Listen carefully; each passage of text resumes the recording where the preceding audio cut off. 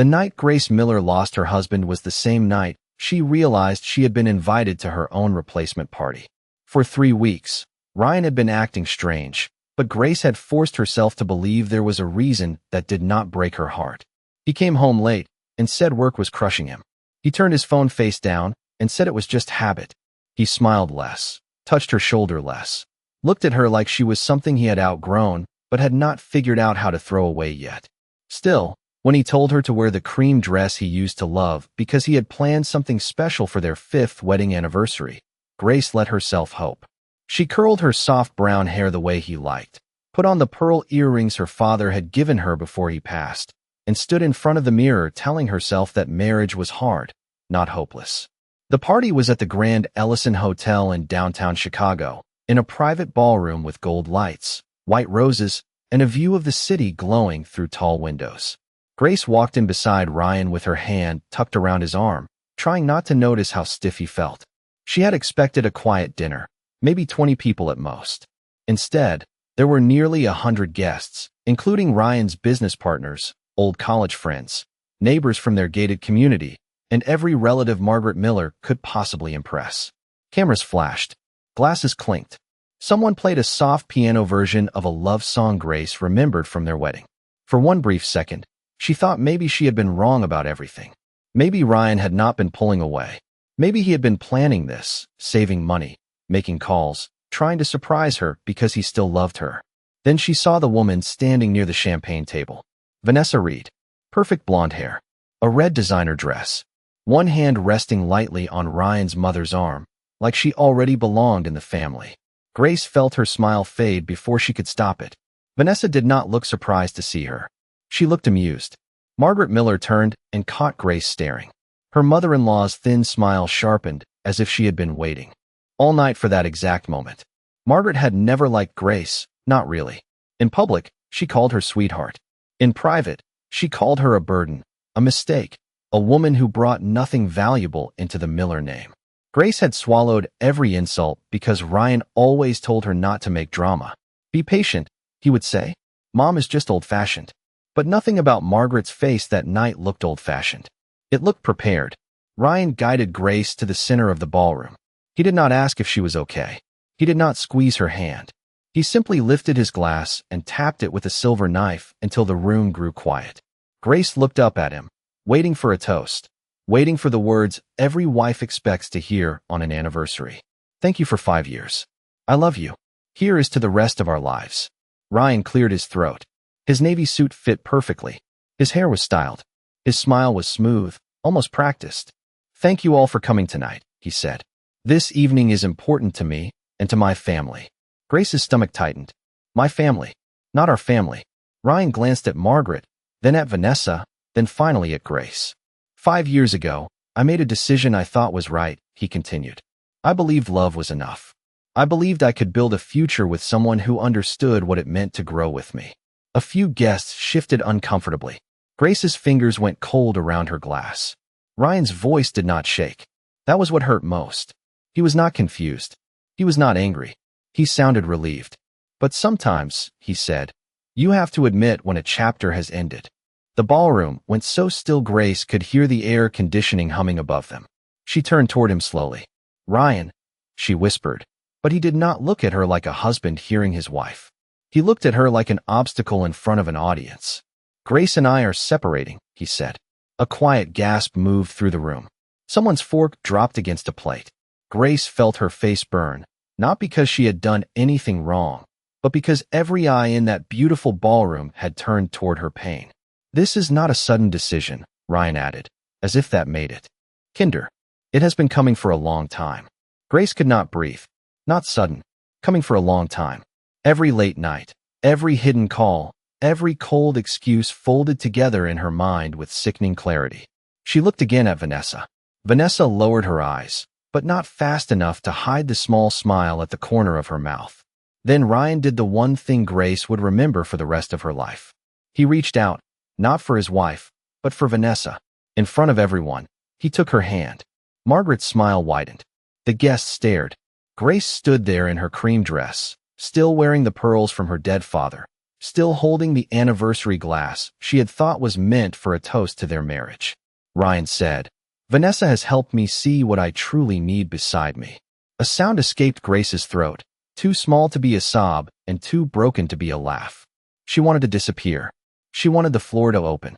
She wanted one person in that room to step forward and say this was cruel, this was wrong, this was not how you ended 5 years of someone's life. But no one moved. Ryan leaned closer, lowering his voice just enough that only Grace could hear. "Don't make this harder than it has to be." That was when Grace understood the party had never been for their anniversary. It was not a celebration. It was an announcement. It was Ryan's stage, Margaret's victory, and Vanessa's introduction. Grace had been dressed up, photographed, and placed in the center of the room so they could remove her with an audience. And while everyone waited to see whether she would cry, scream, or beg, Grace looked at the man she had once loved and realized something colder than heartbreak. He had not abandoned her because he was lost. He had abandoned her because he believed she had nowhere else to go. For a moment, Grace could not tell whether the room had become silent or whether her own shock had swallowed every sound. Ryan still held Vanessa's hand, and Vanessa stood a little closer to him now, close enough that Grace could see the small diamond bracelet on her wrist, the same bracelet Ryan had claimed was a client gift when Grace saw the receipt 2 months earlier. The memory landed in her chest like a stone. She had asked him about it while folding laundry in their bedroom, trying to sound casual, trying not to seem suspicious, and he had kissed her forehead for the first time in weeks and told her she worried too much. Now that bracelet sparkled under the ballroom lights while his new woman smiled beside him. Grace looked from Ryan to Margaret, hoping for one small sign of shame from someone who had once called herself family. But Margaret only lifted her chin as if the whole evening had finally reached the part she had been waiting for. She stepped forward with slow, polished confidence, her silver hair pinned perfectly, her navy dress tailored like armor. "Since Ryan has been brave enough to tell the truth," Margaret said, her voice carrying easily across the ballroom, "I think it is time everyone else stopped pretending too." Grace felt her mouth go dry. "Margaret, please," she said quietly, but her mother-in-law did not even blink. "Please what, Grace? Please let you keep hiding behind that helpless little face? Please let my son waste another 5 years on a woman who has done nothing for this family except drain his patience and lower his standards." A few guests looked away. A few looked down at their plates. But no one stopped her. That was the second wound of the night, sharper than the first in a quieter way. Grace had spent years serving coffee to these people, remembering their children's birthdays, writing thank you notes after their parties, helping Margaret host charity luncheons where every smile had to look effortless. Now they watched her be stripped of dignity in the middle of a hotel ballroom, and their silence became part of the humiliation. Margaret reached behind her toward a hotel attendant standing near the service doors. The young man looked uncomfortable as he handed her a black plastic bag, tied at the top. Grace stared at it, confused. Margaret held it out as though presenting a gift. "I took the liberty of packing what belongs to you," she said. "Your old sweaters, your drugstore makeup, those flat shoes you wear like you have given up on life.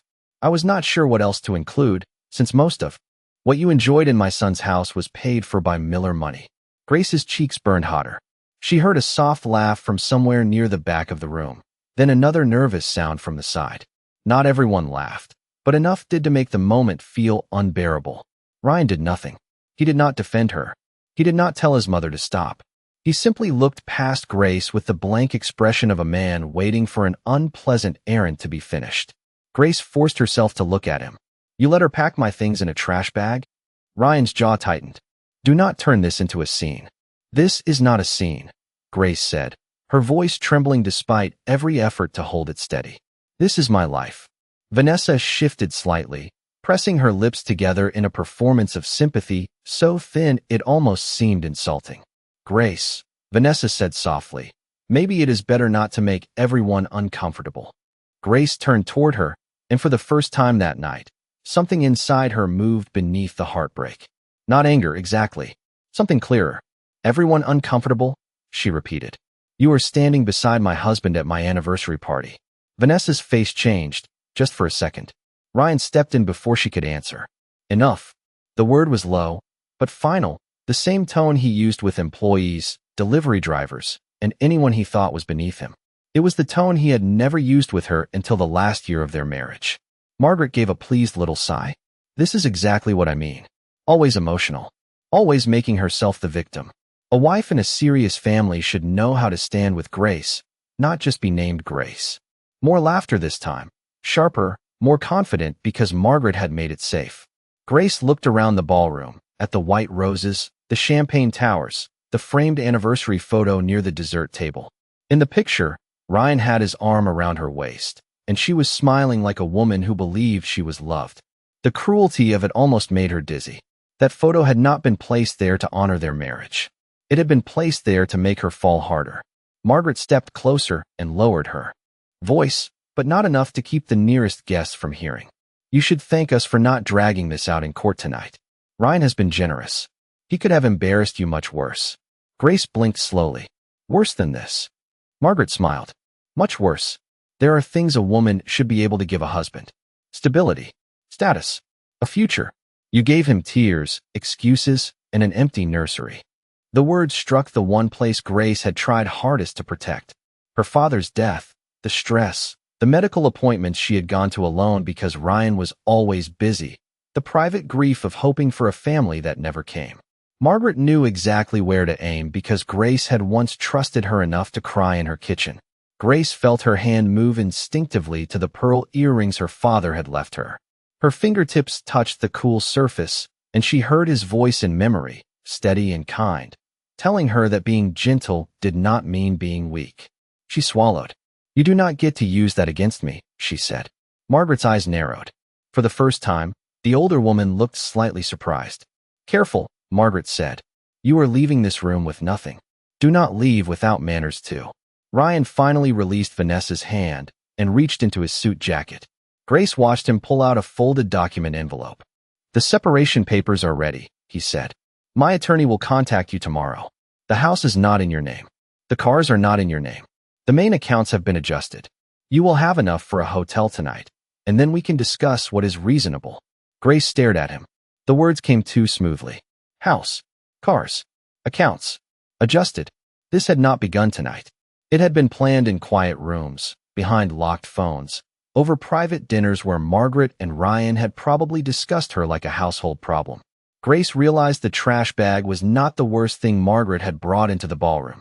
The worst thing was proof that every smile Ryan had given her recently had been part of a countdown. Margaret pushed the bag into Grace's arms. It was light, humiliatingly light, as if 5 years of marriage could be reduced to a few unwanted things and a knot of plastic. Grace held it because dropping it would make them think they had broken her. Ryan leaned closer again, his voice low enough to sound almost kind if a stranger heard it. Grace, just leave with dignity.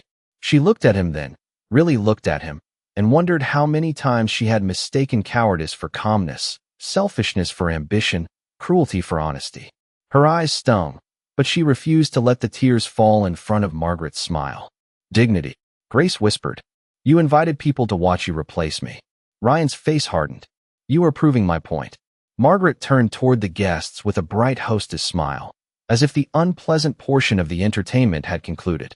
Please, everyone, enjoy the rest of the evening. The kitchen has prepared a lovely dinner, and I refuse to let one woman's dramatics ruin a celebration of my son's future. That sentence did it. Not because it was the cruelest thing said, but because it made everything clear. This was not the end of Grace's marriage in their eyes. It was the beginning of Ryan's better life, and she was expected to exit quietly so the music could continue. Grace took one step back, then another. The room seemed longer than before, the doors farther away, the carpet softer under her heels, as if the hotel itself wanted to slow her down and make her feel every stare. She passed the anniversary photo, stopped, and turned it face down on the table. A small gasp rose behind her. Margaret's voice snapped across the room. How childish. Grace did not answer. She kept walking, the black plastic bag held against her cream dress, her pearl earrings still in place, her wedding ring still cold on her finger. At the ballroom doors, she paused just long enough to hear the piano music start again, cautious at first, then louder. The party continued without her. And that was when Grace understood that they had not only abandoned her, they had rehearsed her disappearance. Grace reached the hallway outside the ballroom and kept walking until the music behind her became a muffled, polished sound, the kind of sound wealthy people used to cover ugly things. The black plastic bag brushed against her leg with every step, making a soft, cheap rustle that felt louder than the piano, louder than the laughter, louder than the words Ryan had spoken in front of everyone. Her heels clicked across the marble floor of the Grand Ellison Hotel, past framed city photographs, gold lamps, and couples who glanced at her cream dress, her pale face, and the bag in her arms before quickly looking away. She wanted to run, but running would make her look broken, and Grace refused to give Margaret one more image to enjoy.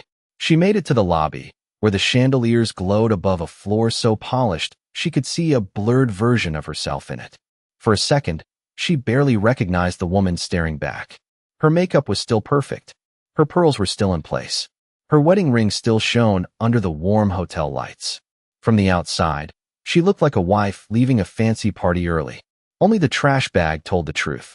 Grace set it beside one of the velvet chairs near the front desk and reached for her phone with shaking fingers. She opened her banking app first, almost without thinking, because Ryan had said the accounts had been adjusted, and some desperate part of her needed to prove that he was exaggerating. The screen loaded slowly. Then the balance appeared. $12.46. Grace stared at the number until it blurred. She closed the app and opened another account. Access denied. She tried the savings account they had built during 5 years of marriage. Password changed. She tried the credit card app. Card suspended. One by one, the doors of her life closed in silence. No warning. No conversation. No chance to protect herself. She remembered Ryan sitting across from her at breakfast 2 weeks earlier, calmly asking if she still used the old email attached to their bank alerts. She had laughed and said no, not anymore. He had nodded, poured coffee, and changed the subject. Now she understood.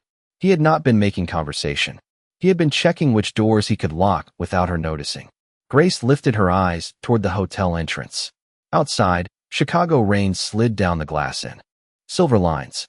Her car was parked in the hotel garage, or at least she had believed it was her car. She opened the vehicle app and tapped unlock. Nothing happened. She tapped again. A message appeared saying her access had been removed by the primary account holder. Primary account holder. Ryan. The phrase felt colder than the rain outside. She called the valet desk, keeping her voice steady by force, and gave them the tag number from her small clutch. The young man behind the counter typed, frowned politely, and asked for identification. Grace handed over her license. He looked from the screen to her face with visible discomfort. "I am sorry, ma'am," he said. "The vehicle is registered under Ryan Miller. We just received a note that only Mr. Miller or his authorized guest can release it tonight." Authorized guest. Grace almost laughed. Vanessa would probably be authorized before midnight. "Of course," Grace said quietly, taking back her license. "Thank you."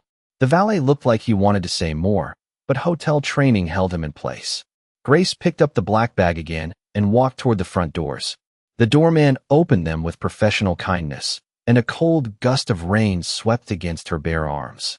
She stepped under the awning and looked down the street, where headlights moved through the wet downtown traffic and strangers hurried beneath umbrellas. She had no car, almost no money, no access to the home she had cleaned, decorated, and protected for 5 years. Still, the worst part was not the money. It was realizing how carefully they had arranged her helplessness. Ryan had not simply left her. He had planned for her to stand outside a luxury hotel in an anniversary dress with nowhere to go. Grace opened her contacts and scrolled past names that suddenly seemed useless. Friends from Ryan's circle, women from Margaret's charity board, neighbors who smiled at Christmas parties but would call Margaret before they called a cab. Her thumb stopped on her college roommate, Melissa. For one hopeful second, Grace thought of her warm kitchen in Oak Park, her loud children, her guest room with the blue quilt. Then she remembered Melissa's husband worked with Ryan. Anything Grace said tonight would reach the Millers by morning, twisted into some story about drama, weakness, and embarrassment. She closed the contact. Rain tapped steadily against the awning above her. Behind the glass, people crossed the lobby with champagne and evening coats, moving through their lives as if the world had not ended 6 feet away. Grace looked at her wedding ring. Ryan had chosen it in a bright store on Michigan Avenue, promising her that simple meant timeless. She had believed him. She twisted it once, twice, but her finger was slightly swollen from nerves, and the ring resisted, as if even the symbol of their marriage wanted to humiliate her before leaving. She stopped trying. Her phone buzzed. For one wild heartbeat, she thought Ryan had changed his mind. But the message was from Margaret. It contained no apology, no concern, only a photograph. Grace opened it before she could stop herself. It showed the ballroom after she left. Ryan stood beside Vanessa while Margaret lifted a champagne glass. The anniversary photo Grace had turned face down was upright again. Beneath the image, Margaret had written, "Do not come back to the house tonight. Your things are already outside the service gate." Grace looked at the message for a long time. Then another text arrived. "And do not embarrass Ryan further by calling people. He has been more than fair." More than fair. Grace felt something inside her settle. Not heal. Not harden. Settle. Like dust after a collapse. She had spent years trying to earn kindness from people who had already decided she was disposable. She had apologized when Margaret insulted her cooking. She had smiled when Ryan forgot her birthday dinner for a business meeting. She had defended him to herself over and over because admitting the truth felt like failing at marriage. But standing in the rain with $12, no car, and her life in a plastic bag, Grace finally saw that loyalty to someone who was destroying you was not love. It was surrender. Her father's voice came back again, clearer this time. Not from the hospital bed. Not from the funeral. From the last afternoon they had spent together in his little house. Outside Naperville, when he had pressed an old contact card into her palm and told her to keep it somewhere safe. Grace had been 27 then, newly married, still glowing with trust, and she had laughed gently, telling him she would never need some mysterious emergency number. Her father had not laughed. He had covered her hand with his and said, "Gracie, some people do not show you who they are until they think you cannot leave. If that day ever comes, call this number. No questions. No pride. Just call." She had tucked the card away because grief made everything he touched feel sacred. After he died, she transferred the number into her phone under a name that made her feel dramatic and foolish at the time. Only call when there is no way out. Grace stood beneath the hotel awning, rain blowing against her dress, and opened her contacts again. Her thumb hovered over the name. She did not know who would answer. She did not know whether the number still worked. She did not know what promise her father had arranged or what secret he had carried. She only knew one thing with absolute certainty. There was no way out left. Grace stared at the contact name until the letters seemed to float above the screen. Only call when there is no way out. It sounded dramatic, almost childish, like something from a movie her father would have teased her for watching on a Sunday afternoon. But her father had not been dramatic. Daniel Carter had been careful, quiet, and steady. The kind of man who checked the oil before a road trip, kept spare batteries in the kitchen drawer, and never made a promise unless he already knew how to keep it. If he had told her to call this number, then the number meant something. Grace pressed it before fear could talk her out of it. The phone rang once, twice, 3 times. Every ring felt too loud beneath the hotel awning. Rain blew against her dress, cold enough to make her shoulders tremble, but she did not move closer to the lobby doors. Going back inside felt impossible. Behind that glass was a world where Ryan was being congratulated for replacing her, where Margaret was probably telling people Grace had always been unstable, where Vanessa was stepping into a life Grace had spent 5 years trying to build. On the 5th ring, someone answered. No greeting, no background noise, just a man's voice, deep, controlled, and alert. Who is this? Grace's throat tightened. For one awful second, she almost hung up. She did not even know what to say. "Hello, my father gave me this number before he died, and my husband just announced our separation in front of a ballroom full of people, and I have $12.46 to my name." It sounded unreal. It sounded humiliating. It sounded like admitting defeat to a stranger. "My name is Grace Miller," she said, though the last name nearly caught in her mouth. "My father was Daniel Carter." The silence on the other end changed. It was still silence, but not empty anymore. It became focused. "Where are you?" the man asked. Grace looked up at the glowing hotel sign through the rain. "The Grand Ellison Hotel. Downtown Chicago. I am outside the front entrance." "Are you alone?" "Yes." She glanced toward the lobby, then toward the street. "I mean, there are people around, but I am alone. Are you hurt?" "No," she swallowed hard. "Not like that." Another brief silence. Then the man said, "Stay where you are. Do not go back inside. Do not leave with anyone from the Miller family. I am coming." Grace closed her eyes. Those 3 words should not have made her cry, but they nearly did. I am coming. Not explain yourself. Not calm down. Not what did you do. Just certainty. Just movement. Just someone acting like her situation mattered. Who are you? She whispered. Someone who owed your father more than one lifetime could repay, he said. 10 minutes. The call ended. Grace held the phone against her chest, stunned by the sudden quiet. 10 minutes. In 10 minutes, what could really change? Ryan still controlled the accounts. Margaret still controlled the house. Vanessa was still inside wearing a bracelet bought with lies. Grace still had nowhere to sleep and no way to get across town except a rideshare she could barely afford. Yet the man's voice had shifted something. Not enough to save her. Not yet. But enough to remind her that Ryan and Margaret were not the whole world, no matter how carefully they had made themselves feel like it. She opened her messages and saw 3 missed calls from Ryan. Then a 4th came through. She let it ring. A text followed almost immediately. Do not make this ugly. Grace looked at the screen and felt a bitter calm move through her. Ugly. He had announced the end of their marriage in front of nearly 100 people, let his mother hand her a trash bag, locked her out of her own transportation, and still believed ugliness would begin only if she refused to disappear quietly. Another message arrived. Where are you going? Then another. Answer me. Grace did not answer. For 5 years, she had answered too quickly. She had explained too much. She had rushed to soften his anger, excuse his distance, and protect his image. Tonight, silence was the only thing she had left that belonged entirely to her. The hotel doors opened behind her, and warm air spilled into the cold. Grace turned. Ryan stepped out first, his face tight, his polished confidence cracking at the edges. Margaret followed, holding her shawl close as if even the weather had offended her. Vanessa remained just inside the lobby, visible through the glass, pretending not to watch while watching everything. Ryan stopped several feet away under the awning. His eyes flicked to the phone in Grace's hand. Who did you call? Grace said nothing. Margaret's mouth curled. Probably some friend she plans to cry to all night. Let her. By morning, everyone will know she made a spectacle of herself. Ryan kept staring at Grace. I asked you a question. Grace slid her phone into her clutch. You lost the right to ask me anything tonight. The words came out soft, but they surprised all 3 of them. Ryan blinked once, as if he had heard a language he did not expect her to speak. Margaret stepped closer, lowering her voice into the tone she used when she wanted control without witnesses. Grace, do not be foolish. This can still be handled privately if you behave like an adult. Ryan has offered you a reasonable transition. A few nights in a hotel, a modest settlement, and a chance to leave without making more trouble for yourself. A modest settlement from accounts he locked before telling me. Grace asked. Ryan's face hardened.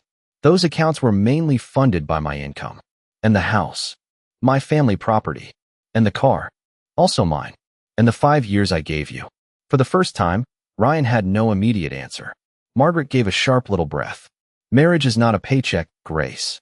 Grace looked at her. No, but neither is cruelty. The older woman's expression cooled. Careful. You have no idea how alone you are. Grace almost believed her. That was Margaret's talent. She could say the cruelest thing in a calm voice and make it sound like common sense. But then Grace remembered the man on the phone. His voice. His certainty. His connection to her father. Someone who owed your father more than one lifetime could repay. Ryan noticed the shift in her face.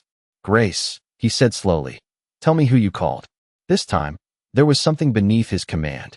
Not anger. Concern. Maybe even fear. Grace saw it and understood that Ryan was not worried about her safety. He was worried about exposure. He was worried she had called someone who could see through the story he had built. Before she could answer, a black sedan slowed at the curb, then passed. Ryan looked toward it too quickly. Margaret saw him react and frowned. Why are you nervous? She asked him. I am not nervous, Ryan said, but his voice had changed. Grace heard it. Margaret heard it. Even Vanessa, behind the glass, leaned closer. The rain thickened, turning the streetlights into blurred gold circles. A taxi splashed through a shallow puddle near the curb. Somewhere down the block, a deep engine rolled through the night, smooth and heavy, not loud, but impossible to ignore. Ryan turned fully toward the street. Grace did too. At first, She saw only headlights moving through the rain. Then the car came closer, long and black, its polished hood reflecting the hotel lights like dark water. The vehicle eased toward the entrance with quiet authority, and the doorman, who had barely looked at Grace before, suddenly straightened.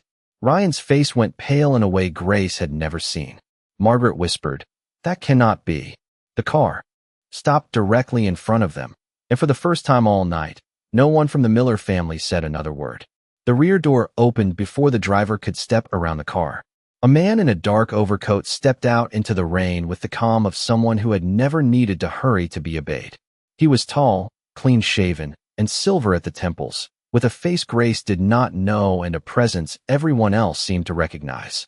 The doorman moved so quickly with an umbrella that it almost looked rehearsed. Ryan took half a step back. Margaret's hand tightened around her shawl. Vanessa, still behind the lobby glass, suddenly stopped pretending not to watch. Grace stood frozen beneath the awning, holding a black plastic bag against her dress, as the stranger looked past all of them and found her immediately. His expression changed. Not with pity, not with shock, with something heavier, as if he had arrived at a scene he had hoped Daniel Carter's daughter would never face. "Grace," he said. It was not a question. She nodded once, unable to trust her voice. He came toward her, removed his overcoat, and placed it gently around her shoulders without asking permission, as if warmth was not a favor but a basic respect she had been denied. The coat was heavy, lined, and still carrying the faint, clean scent of cedar and rain. Grace's fingers closed around the lapels. For the first time since Ryan lifted his glass inside that ballroom, she felt less exposed. Ryan cleared his throat. "Mr. Hayes."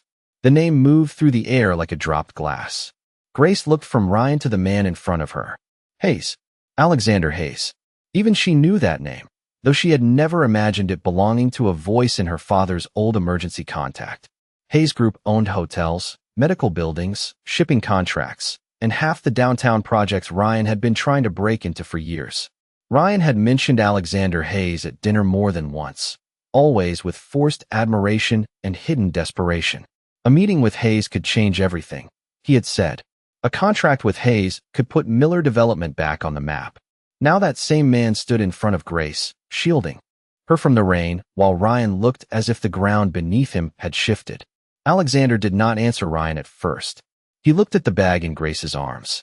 His eyes moved over the cheap plastic, the cream dress, the wedding ring still stuck on her finger, and the hotel doors behind her where music continued like nothing shameful had happened.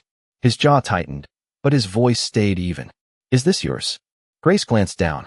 "Apparently, it is what they believe belongs to me." Alexander's gaze lifted to Ryan. "They?" Ryan quickly stepped forward with a strained smile. "Mr. Hayes, this is a private family matter. I apologize if Grace involved you without context. Tonight has been emotional, and she may have given you the wrong impression." Grace almost turned toward him in disbelief. Even now, he was trying to manage the room, reshape the story, place himself at the center as the reasonable man and her as the unstable wife. Margaret recovered enough to join him. "Yes, Mr. Hayes, I am sorry you were troubled." Grace has always been sensitive, and Ryan was only trying to handle a difficult separation with dignity. Alexander looked at Margaret for the first time. The silence that followed was cold enough to quiet even the rain in Grace's mind. "Dignity," he repeated. Margaret swallowed. "Of course. We had a gathering inside, and unfortunately, Grace became upset." "She became upset," Alexander said, his tone unreadable. "After being handed her belongings in a trash bag outside her anniversary celebration?" Margaret's face lost color. Ryan's eyes snapped toward Grace. "Did you tell him that?" Grace held his stare. "You did that." "That is not the point," Ryan said. "It is exactly the point," Alexander replied. He did not raise his voice, yet Ryan stopped speaking immediately. Alexander turned back to Grace. "Do you have access to transportation?" Grace shook her head. "No funds." She hesitated, ashamed despite knowing she had done nothing wrong. $12.46. The driver's expression did not change, but the doorman glanced away.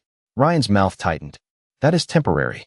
Our attorneys will handle the financial arrangements." Alexander turned slowly toward him. "You locked your wife out of shared accounts before announcing a separation in public?" Ryan's practiced confidence flickered. "The accounts are connected to my business, and there are legal considerations. There are always legal considerations when a man plans cowardice in advance. Margaret gasped softly. Ryan's face hardened, but he said nothing. He needed this man.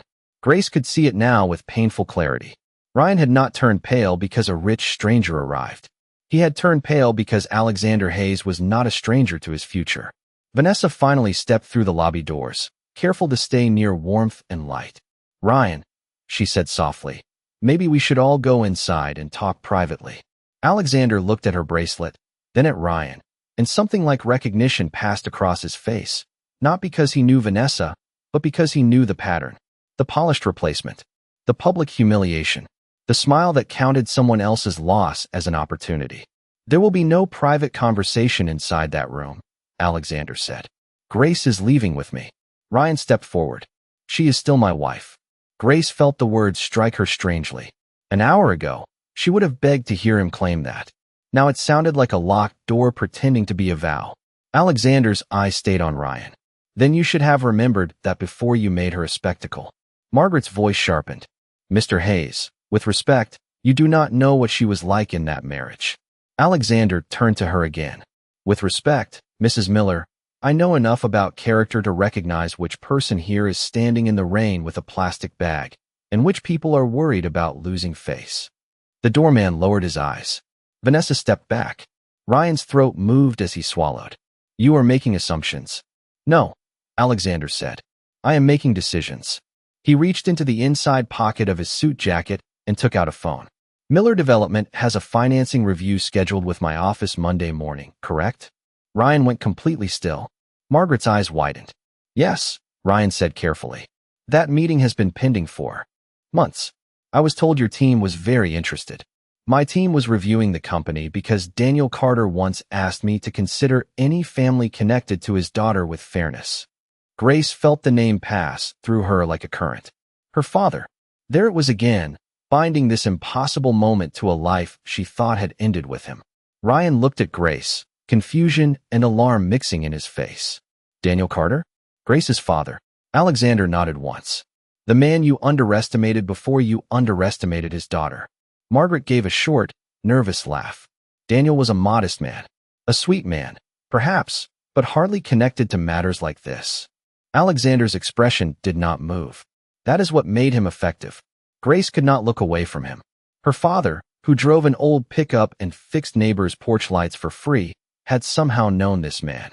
Not casually, not socially. Deeply enough that Alexander Hayes came through Chicago rain in a Rolls-Royce after one call. Ryan saw her shock and tried to use it. "Grace, listen to me. Whatever this is, whatever your father told him, you need to be careful. You do not know what people want from you." Grace almost smiled at the irony. "I know what you wanted from me." Ryan flinched as if the quiet answer embarrassed him more than shouting would have. Alexander held out his hand, not touching her, simply offering a choice. "Grace, you do not have to remain here another minute." She looked at the open car door, the warm leather interior, the driver waiting with the umbrella, and then back at the hotel where her marriage was still being celebrated without her. The black bag suddenly felt absurd in her arms. 5 years reduced to cast-offs. She set it gently on the ground. Margaret's eyes narrowed. "Those are your belongings." Grace looked at her. "No, they are what you thought I was worth." Then she removed Ryan's overcoat from her memory, Margaret's insults from her shoulders, Vanessa's smile from her skin, and walked toward the car, wearing Alexander Hayes' coat. Ryan moved as if to follow, but Alexander stepped only slightly into his path. It was not threatening. It did not need to be. "Monday's meeting is canceled," Alexander said. Ryan's face drained. "Mr. Hayes, please, do not mix personal drama with business." "I am not," Alexander replied. "I am separating character from risk." Grace paused by the car door just long enough to hear Margaret whisper Ryan's name in panic. For the first time that night, the Miller family was not watching Grace leave because they had won. They were watching because they had finally realized she might have been the only reason they had not already lost. The car door closed with a soft, solid sound, and the noise from the hotel fell away as if someone had sealed Grace inside another world. Warm air surrounded her. The leather seat beneath her was smooth and spotless. Rain traced silver lines down the tinted window, turning Ryan, Margaret, and Vanessa into blurred shapes beneath the hotel awning. For several seconds, Grace did not move. She sat with Alexander Hayes's coat wrapped around her shoulders, her clutch in her lap, her hands folded tightly over it, afraid that if she loosened her grip, the night would rush in and crush her all over again. Alexander entered from the other side and gave the driver a quiet instruction. Hayes Tower. The driver nodded, and the car pulled away from the curb with a smoothness that made the city feel distant, even though downtown Chicago was still rushing around them in wet headlights and late evening traffic. Grace looked back once. Ryan had stepped past the awning, rain hitting his suit, one hand raised as if he expected the car to stop simply because he wanted it to. Margaret stood behind him, no longer smiling. Vanessa hovered near the lobby doors, suddenly looking less like a future wife and more like someone who had walked into the wrong ending. Then the car turned the corner, and they were gone. Grace stared at her own reflection in the window. The woman looking back wore pearls, a cream dress, a stranger's coat, and the expression of someone who had escaped something before understanding what had happened. "I am sorry," Alexander said. Grace turned toward him. He was not looking at his phone. He was not issuing orders. He was sitting across from her with his hands resting calmly. Together, giving her the dignity of his full attention. "For what?" she asked. Her voice sounded hoarse, smaller than she wanted. "For not knowing sooner." The answer unsettled her more than she expected. Most people would have said, "I am sorry this happened." He said he was sorry he had not known. As if there had been a responsibility, as if her father's old warning had not been a random act of worry but part of something real. Grace swallowed. "How did you know my father?" Alexander looked toward the rain-dark window for a moment, and when he spoke, his voice carried the weight of memory. "Daniel Carter saved my company before anyone knew my company existed." Grace frowned. "My father was an electrician. He was many things. Electrician was the one he allowed most people to see." Grace almost shook her head. The idea felt impossible. Her father had worn flannel shirts, driven a faded blue pickup, and kept coupons in a drawer by the refrigerator. He had taught her how to change a tire on a cold April morning and how to tell when a contractor was overcharging. He had not looked like a man connected to private towers, luxury cars, or billion-dollar companies. Alexander seemed to read the disbelief on her face. "When Hayes Group was still 3 rented offices and a failing construction loan, your father found a fault in a project that would have bankrupted me. He reported it quietly, helped us correct it, and refused public credit. Later, when I needed bridge financing, he introduced me to 2 investors and put in money of his own." Grace blinked. "Money of his own?" "Yes. That is not possible." "It is." Her fingers tightened around the clutch. "My father lived in the same little house for 30 years. He repaired his own roof. He bought groceries at discount stores. He never acted like he had money." A faint sadness passed across Alexander's face. Because money was never what he wanted people to notice. Grace looked down at her wedding ring, still stuck on her finger, and suddenly felt ashamed of every dinner where Ryan had referred to her father as simple, small town, harmless. She had not liked those words, but she had not challenged them hard enough. She had told herself Ryan only meant her father was humble. Now she wondered how many insults she had softened because facing them directly would have forced her to admit what kind of man she had married. Her phone buzzed in her clutch, then buzzed again. She did not open it. Alexander glanced at the sound, but did not ask. "Ryan," he said. Grace nodded. "Probably. You do not have to answer." "I know." The strange part was that she did know. For the first time in years, Ryan's urgency did not feel like her emergency. The phone buzzed a third time. This time, a preview lit the screen before she could stop herself from seeing it. "Grace, we need to talk. You do not understand what you are doing." Alexander's expression hardened slightly. "He is right about one thing. You do not yet understand what happened tonight." Grace looked up. "Then tell me." "Your husband has been trying to secure a rescue package from Hayes Group for months. Miller Development is overextended. Several properties are under review by lenders. Their Lakeview project is delayed. Their River North office renovation is bleeding cash, and their private investors are nervous." Grace heard the words, but at first they did not fit into her life. Ryan had complained about pressure, but he had also bought new suits, upgraded club memberships, and told Margaret the Miller name was about to rise again. He said business was strong, Grace whispered. He needed people to believe that. And my father had something to do with this review? Your father asked me years ago to watch over you quietly, not interfere, not embarrass you, not make you feel managed from beyond his grave. But he also left instructions. If your household ever became financially tied to a man who tried to use you, I was to look closely. Grace felt the air leave her lungs. Use me how? Alexander reached into a slim leather folder beside him and removed a single page, not handing it to her yet. Daniel placed certain assets in a protected trust. Not flashy assets. Not the kind people discuss at parties. Shares, options, early holdings, quiet positions in companies that grew over time. One of those positions is connected to Hayes Group. Grace stared at him. I own part of your company. You control a legacy interest through the Carter Trust. The percentage is not public, but it is significant enough that any major partnership involving a close family connection would come across my desk personally. Her mind went back to Ryan's face outside the hotel, the panic when Alexander arrived, the desperation in his voice when the Monday meeting was mentioned. Ryan did not know, she said. No, Alexander paused. But I suspect Margaret may have known more than she admitted. Grace went still. Margaret. She contacted an attorney 2 years ago asking about inherited marital claims in Illinois. The request was discreet, but the name reached people connected to our legal team. Grace felt a slow chill spread through her, colder than the rain had been. 2 years ago, Margaret had started asking strange questions about Grace's father's paperwork, whether he had left debts, whether Grace had signed everything after the funeral, whether old documents were stored anywhere in the Miller house. Grace had thought Margaret was being nosy and cruel. Now those memories looked different. Sharper. Planned. Her phone buzzed again. Another message appeared. Grace, answer me now. This is serious. She looked at it, then turned the phone face down. He was not afraid of losing me, she said quietly. He was afraid of losing access to whatever he thought I might still be worth. Alexander's eyes softened, but he did not soften the truth. Tonight, he made a mistake he cannot easily undo. The car slowed near a tower of dark glass and white light rising above the river. Hayes Tower. The building looked less like an office and more like a verdict.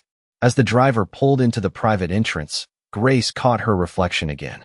Same dress, same pearls, same tired eyes, but not the same woman who had walked out of the ballroom carrying a trash bag. Alexander gathered the folder and looked at her carefully. Grace, before you decide what happens next, there is something you need to see. Your father did not only leave you protection, he left you proof. The private elevator rose so quietly that Grace could hear her own breathing. Hayes Tower stretched above Chicago like a column of glass, and through the elevator walls the city looked distant and unreal, a wet maze of headlights, bridges, and office windows fading into the rain. Alexander stood beside her with the leather folder in one hand, saying nothing, and somehow that silence felt more respectful than every empty comfort Grace had ever received from Ryan. He did not tell her to calm down. He did not tell her everything happened for a reason. He did not rush her toward forgiveness or revenge. He simply stood there as if he understood that the truth had to be entered carefully, like a room where something fragile had been waiting for years. When the elevator opened, Grace stepped into a private floor that did not look like the offices Ryan used to brag about. There were no loud phones, no glass walls meant to impress visitors, no assistants rushing around with forced smiles. The space was quiet, warm, and lined with dark wood shelves, framed architectural sketches, and old black-and-white photographs of Chicago construction sites.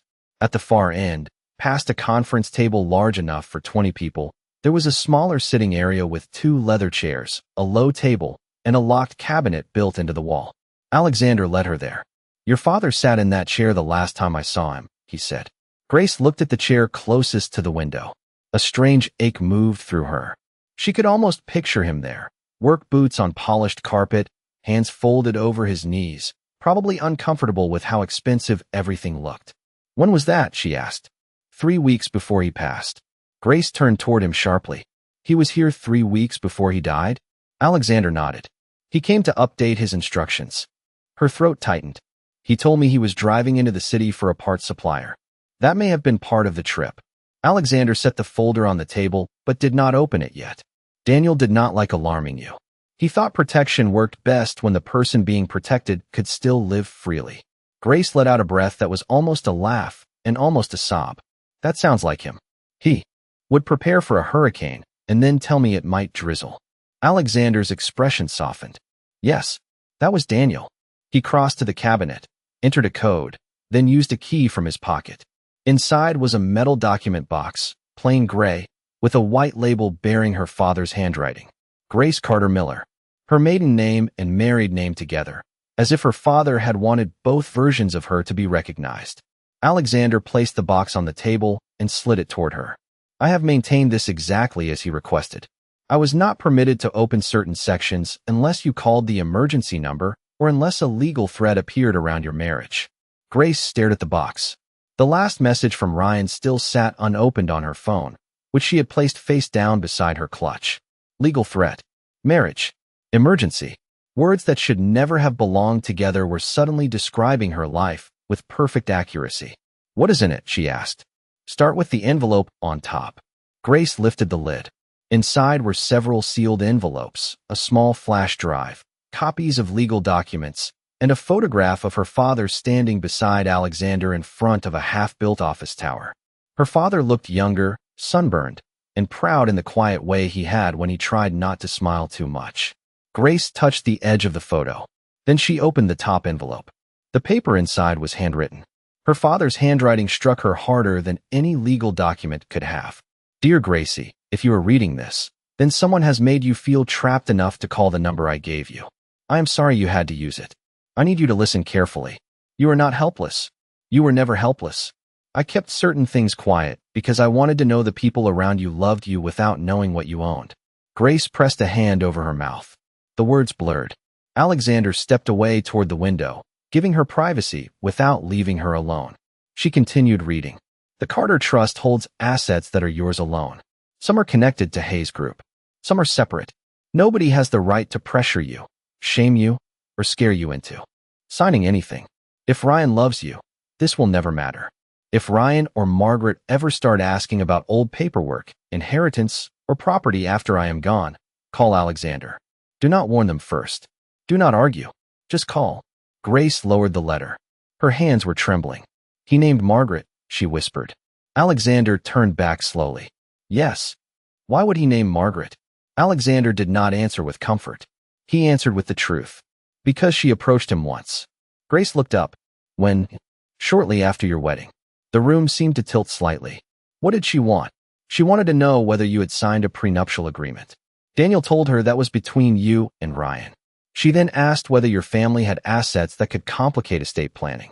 Daniel did not like the question. Grace remembered Margaret visiting her father's house after the wedding, wearing cream gloves and a polite smile, acting fascinated by his old bookshelves and framed county fair ribbons. Grace had thought Margaret was trying to be kind. Now that memory changed shape in her mind. Margaret had not been visiting. She had been inspecting. Grace opened the next document. It was a summary of the Carter Trust, written in careful legal language, but one number near the middle made her stop breathing. The value was not simple comfort. It was not a small inheritance hidden away for emergencies. It was enough to change the entire meaning of Ryan's ambition, Margaret's questions, and Alexander's arrival. This cannot be right, Grace said. It is right, Alexander replied. Your father invested early and held everything quietly. He also refused buyouts that would have made him publicly wealthy.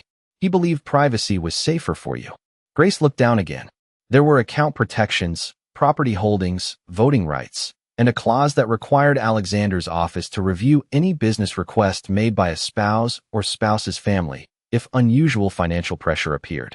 Ryan's Monday meeting had not been luck. It had been filtered through a net her father built years earlier. Her phone lit up again. This time the preview showed Margaret's name. Grace, whatever Alexander told you, remember that outsiders do not understand family. Grace read the sentence twice. Outsiders. Family. The same woman who had handed her a trash bag in front of guests was now trying to reclaim the word family because the balance of power had changed. Grace turned the phone toward Alexander. He read it, and his expression grew colder. She knows you are here. Ryan must have told her, or she expected this eventually. Grace opened another envelope. Inside was a printed email chain between Margaret and a private attorney from 2 years earlier. The language was careful, but the meaning was not hidden enough. Margaret had asked how marital access might apply if a daughter-in-law received undisclosed trust assets after a parent's death. She asked whether emotional instability could affect financial decision-making. She asked what documentation would help prove a spouse was unsuitable to manage inherited assets. Grace felt the room go quiet around her in a new way. Every time Margaret had called her sensitive, fragile, dramatic, unstable, it had not just been cruelty. It may have been preparation. She was building a story about me, Grace said. Yes, Alexander answered. And tonight, they try to make a room full of witnesses remember you as emotional and unreasonable. Grace thought of the ballroom, the laughter, Ryan telling her not to make a scene, Margaret calling her dramatic, Vanessa urging her not to make everyone uncomfortable. Her humiliation had not been random. It had been useful to them. For a moment, Grace closed her eyes and let the pain pass through without giving it the power to fold her. When she opened them, something had changed. She was still hurt, still shaken, still wearing the dress Ryan had chosen for her public rejection. But beneath all of that, a steadier feeling had begun to rise. Not revenge yet, not even anger. Recognition. What happens now? She asked. Alexander picked up the final envelope from the box. Unlike the others, this one had a red seal and a note in her father's handwriting across the front. Open only when Grace is ready to know why I was afraid. Alexander held it out, but he did not force it into her hands. That, he said quietly, depends on whether you want the truth about your marriage first, or the truth about your father's last days. Grace looked at the red-sealed envelope in Alexander's hand and felt the room narrow around it. The truth about her father's last days called to the deepest part of her, but the fresh wound of the ballroom still bled through every thought. Ryan was still sending messages. Margaret was still trying to pull the word family over what she had done like a clean sheet over a broken table. Vanessa was probably standing somewhere with that bracelet on her wrist, waiting to see whether Ryan still looked valuable after Alexander walked away. Grace knew if she opened the red envelope first, grief might swallow her before she had the strength to protect herself from the people who were still moving against her tonight. She lifted her eyes to Alexander. My marriage first, she said. The words surprised her with their steadiness. Alexander gave one slow nod, then placed the red-sealed envelope back on the table, untouched. Then we start with what they planned before the party. He opened the folder he had brought from the car and spread several documents across the low table. Grace recognized Ryan's signature at once. Clean, confident, slightly oversized, the way he signed birthday cards, dinner checks, and legal forms he never thought she would question. The first page was a draft separation agreement. Her name was typed beneath his, but the address listed for her was not the Miller home. It was a short-term apartment complex on the far west side of the city. Grace stared at it. I have never seen this address. His attorney reserved the unit last week, Alexander said. 1 month prepaid. Grace looked at the next page. There was a proposed settlement, smaller than the cost of Margaret's anniversary flowers, with language stating Grace had left the marital home voluntarily after an emotional disagreement. She read that phrase twice. Left voluntarily. Emotional disagreement. Those words would erase the trash bag, the locked accounts, the humiliation in the ballroom. They would turn a public setup into a private. Overreaction. He wanted me to sign this. Likely tomorrow, Alexander said. After a night with no money, no car, and no place to go. Grace sat back slowly. He thought I would be desperate enough. Yes. Her phone lit again. Ryan. This time, he did not text. He called. The screen pulsed on the table between them. Grace watched his name appear, disappear, then appear again as he called a second time. Alexander did not reach for it. He did not tell her what to do. That mattered. Everyone else had spent the night trying to handle her. Alexander waited. Grace picked up the phone and answered on speaker. She did not greet him. Ryan's voice came through tight and fast. Grace, where are you? She looked at the documents. Safe. There was a pause. He had not expected that answer. Listen to me very carefully. Hayes is not who you think he is. Whatever he told you, he is using this situation for leverage. You are emotional right now, and you need someone who knows you. Grace almost closed her eyes. There it was again. Emotional. The word they had trained like a leash. You mean someone like you? She asked. Ryan exhaled sharply. I mean your husband. You remembered that word quickly. Another pause. Then his tone softened. but Grace could hear the calculation beneath it. What happened tonight got out of hand. My mother should not have spoken that way. Vanessa should not have been there. I see that now. Grace looked at Alexander, but his expression gave nothing away. You see that now because Alexander canceled your meeting. Ryan's silence answered before his voice did. That meeting affects dozens of employees. This is bigger than us. No, Grace said. You made it bigger than us when you turned our anniversary into a public announcement. I was trying to be honest. You were trying to create witnesses. Ryan did not respond. On the table, the draft agreement seemed to stare back at her. Grace touched the page with one finger. You wanted people to see me cry. You wanted them to remember me as unstable. Then tomorrow you were going to offer me a settlement and say I left voluntarily. His voice lowered. Who told you that? Your own paperwork. The silence broke open. For the first time, Ryan sounded truly afraid. Grace, do not sign anything with Hayes. Do not let him put ideas in your head. We can fix this privately. You cannot privately fix what you publicly destroyed. I made mistakes, he said quickly. But you have to understand the pressure I was under. The company is in a difficult position. My mother was worried. I was worried. I did not know how to tell you. Grace looked at the rain against the tower windows. Less than 2 hours ago, those words might have made her soften. Pressure. Worried. Difficult. She would have tried to help him carry the weight even after he used it to crush her. But something inside her no longer bent the same way. You knew how to tell me, she said. You chose not to because the truth was less useful than my humiliation. Ryan's voice cracked at the edges of his control. I still care about you. Grace felt nothing open for him. Not hate. Not longing. Just the dull recognition of a door that had been locked from the other side for years. Then answer one question. Anything. Would you have called me tonight if Alexander Hayes had not arrived in that car? Ryan breathed into the silence. He did not answer. He could not. Grace let the silence sit long enough to become the answer. Then Margaret's voice appeared faintly in the background, sharp and urgent. Ask her what he showed her. Grace straightened. Ryan covered the phone poorly. Mom, stop. But Grace had heard enough. She knows, Grace said. Ryan came back too quickly. Knows what? That there is something to show me. Margaret's voice pushed through again, no longer pretending. Grace, you are making a terrible mistake. Your father kept secrets too. Do not act like he was a saint. The room went still. Alexander's eyes changed. Grace felt her fingers grow cold around the phone. What did you say? Margaret's tone shifted instantly, smoother, cautious. I said grief makes people imagine things. Daniel was complicated. That is all. Alexander leaned forward and spoke for the first time since the call began. Mrs. Miller, you should choose your next words with more care than you chose your behavior tonight. Margaret fell silent. Ryan's voice returned, strained and angry. This conversation is over. Grace, come home, and we will discuss everything in person. Grace looked at the separation agreement, at the trust documents, at the red-sealed envelope waiting beside her father's photograph. I do not have a home with you anymore. Grace, do not call again unless it is through an attorney. She ended the call before he could answer. The quiet after felt enormous. For a moment, Grace simply listened to her heartbeat and the rain tapping against the glass high above the city. Then Alexander slid one final page toward her.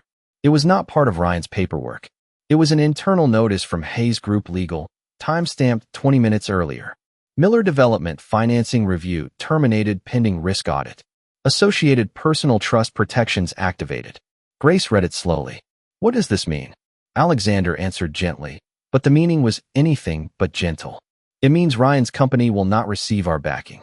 It means any attempt to pressure you financially will trigger a formal response. It means your accounts can be protected by morning, your legal team can be assembled tonight, and Margaret's attorney inquiries are now relevant evidence. Grace placed both hands flat on the table to steady herself. After hours of being cornered, the sudden presence of options felt almost unreal. And what do you need from me? Alexander said. Permission. That single word nearly undid her. Not a command. Not a demand. Permission. Grace had been pushed, displayed, judged, locked out, and spoken over. Now the most powerful person in the room was asking before acting. She looked at her father's photograph. Then she looked at the phone Ryan could no longer use to reach her. You have it, she said. Alexander picked up his phone and sent one message. No speech. No dramatic promise. Just action. Within seconds, Grace's phone stopped lighting up with Ryan's calls. A new message came instead from an unfamiliar number identifying itself as a law firm retained on behalf of the Carter Trust. For the first time that night, the next knock on her life would not come from someone trying to take something. It would come from people prepared to defend what her father had left. Grace reached for the red-sealed envelope, but before her fingers touched it, Alexander's office phone rang. He glanced at the screen, and the calm in his face tightened. "What is it?" Grace asked. Alexander answered, listened for less than 10 seconds, then looked at her with an expression that made the room feel colder. "My security team just reviewed the hotel footage," he said. "Margaret did not arrive at the ballroom with only a trash bag. She arrived with a document case. And the man who handed it to her used to work for the firm that handled your father's final records." Grace did not move at first. The red-sealed envelope rested inches from her hand, but Alexander's words pulled every thought away from it. Margaret had arrived with a document case. A man connected to her father's final records had handed it to her. The same Margaret who had called Grace dramatic, unstable, and unworthy had walked into that ballroom carrying more than insults. Grace slowly pulled her hand back from the envelope and looked at Alexander. "What kind of document case?" Alexander listened to the person on the phone for a moment longer, then ended the call and turned the screen toward her. A still image from the hotel security footage appeared. It showed the Grand Ellison ballroom service entrance earlier that evening, before Grace and Ryan arrived. Margaret stood near a side hallway in her navy dress, one hand around a slim brown leather case. Beside her was a man Grace recognized immediately, though it took her a second to place him. He had a narrow face, wire-rimmed glasses, and a careful posture that made him seem smaller than he was. "Paul Whitaker," Grace whispered. Alexander's gaze sharpened. "You know him? He worked with the law office that handled my father's estate after he died. I only met him once. He brought papers to the house and told me everything was standard. He said my father had kept things simple." The words tasted bitter now. Simple. That was the story everyone had given her. Her father's life was simple. His estate was simple. Her grief was simple. "Sign here. Initial there. Accept what you are told, and do not ask why a man who planned everything left so little behind." Alexander enlarged the image. Paul Whitaker was not smiling, but Margaret was. Not warmly. Not socially. Triumphantly. "My team is pulling the full footage," Alexander said. "But the timing matters." This was before Ryan made his announcement. Grace stared at the document case until the image blurred. "So while I was getting ready in the hotel restroom, fixing my hair, and trying to believe my husband still loved me, Margaret was meeting the man who handled my father's papers." Alexander did not answer because he did not need to. The silence filled in the cruel shape of the truth. Grace stood and walked to the window. Far below, the river cut through downtown Chicago, black and shining under the bridges. Somewhere across that city, Ryan was probably pacing, Margaret was probably making calls, and Vanessa was probably realizing the family she wanted to enter was not as powerful as it had looked under ballroom lights. Grace pressed her fingertips lightly against the glass. What could she have wanted from him tonight? Leverage, Alexander said. Or access. Or a document she believed would force your hand. Grace turned back. The separation agreement? Possibly. But if Paul Whitaker was involved, this may be connected to your father's estate, not Ryan's divorce plan. Her eyes dropped to the red-sealed envelope.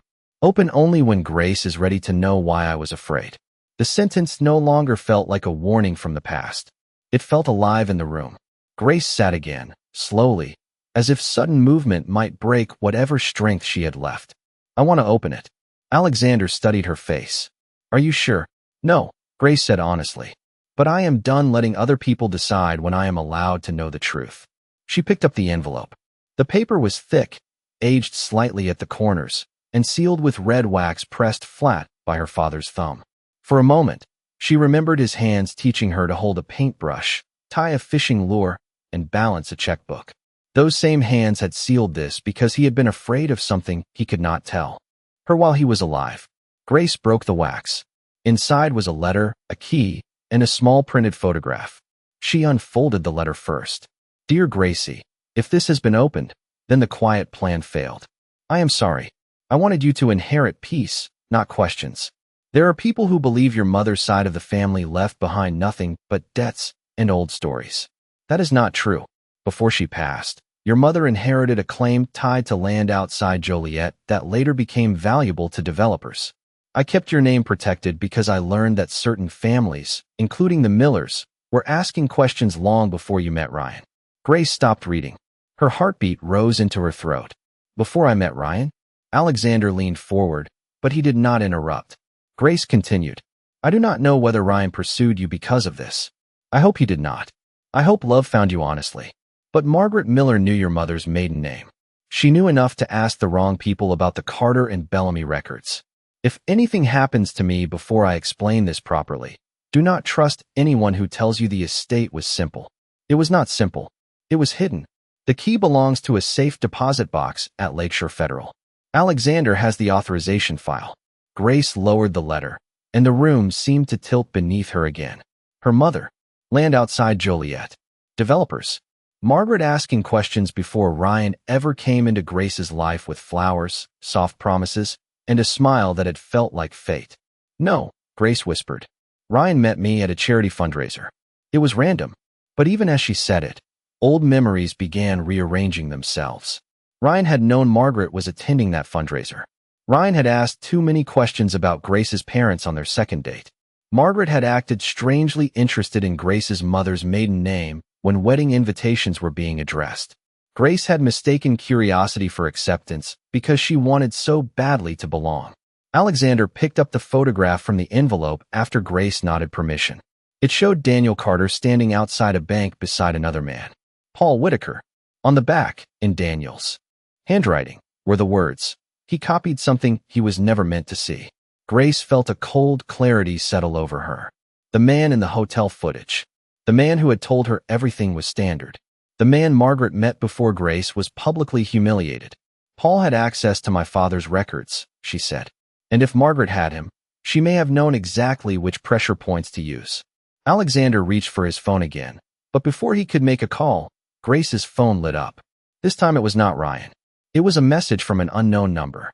No greeting. No name. Just one sentence. "Tell Alexander to stop digging, or the truth about Daniel Carter's last drive will become Grace's burden." Grace read it once, then twice, and the last piece of innocence she had been holding on to slipped quietly out of reach. Her father's last drive had always been described as a tragic accident on a rainy road outside the city. A sad ending. A closed file. A clean explanation. Now a stranger was using it as a warning. Alexander took the phone from her hand only after she offered it. His face became still in a way that frightened her more than anger would have. "This is no longer only about your marriage," he said. Grace looked at the opened letter, the key, the photograph, and the city beyond the glass. Hours ago, she had walked out of a ballroom believing she had lost everything. Now she understood that the marriage she was grieving might have been built on questions someone had planted years before. Ryan had abandoned her because he thought she was powerless. Margaret had humiliated her because she thought Grace would be too ashamed to fight back. But Daniel Carter had known his daughter better than they did. He had left her a number, a key, a witness, a path. Grace picked up her wedding ring and finally twisted it free. This time, it came off without pain. She placed it on the table beside Ryan's and signed agreement. "Then we start with the bank," she said. Alexander nodded. Outside, the rain began to slow, leaving Chicago washed in pale reflections. Grace did not feel healed. She did not feel safe. But as the first legal alerts moved through Alexander's office and the Miller family's calls went unanswered, she felt something stronger than hope. She felt the beginning of truth turning around to face the people who had buried it.